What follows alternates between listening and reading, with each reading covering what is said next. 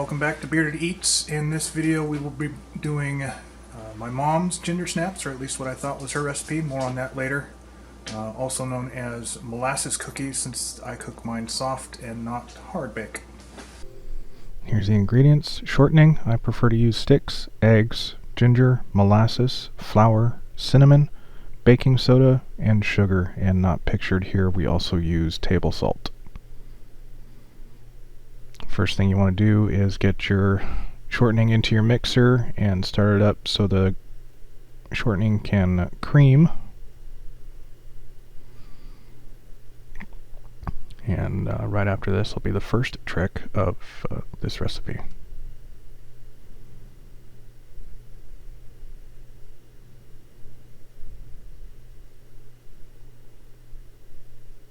So the first trick is when you add your sugar, once your shortening has creamed, you want to mix the sugar and just the shortening for quite a while to let it mix completely.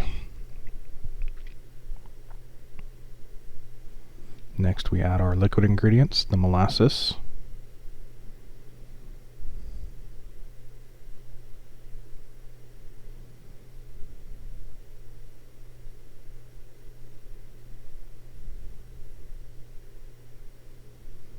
Followed by all the eggs.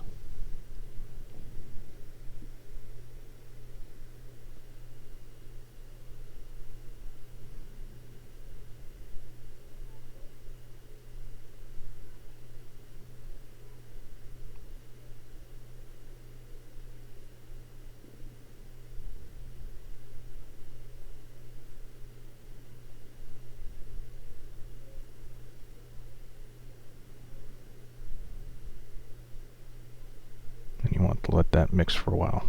Next we add the dry ingredients, starting with the ginger.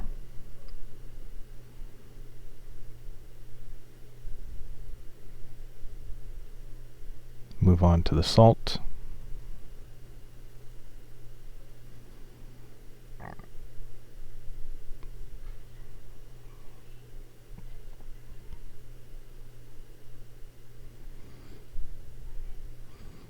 Then we add the baking soda.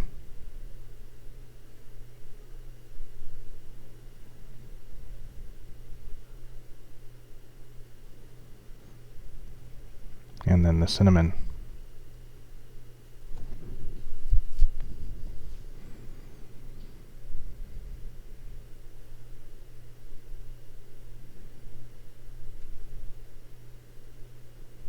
Lastly, we add the flour. I like to add half the flour at the beginning to let it mix together, and then slowly add the second half so as to not make a mess out of the kitchen.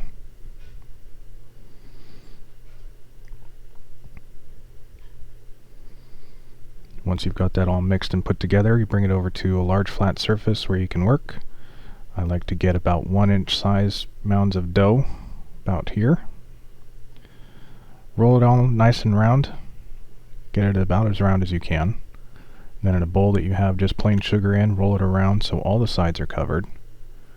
And then place it on the baking sheet. You can place them about 1 to 2 inches apart to get as many as you can on one sheet. And then you put it in the oven for 350 for 6 to 8 minutes.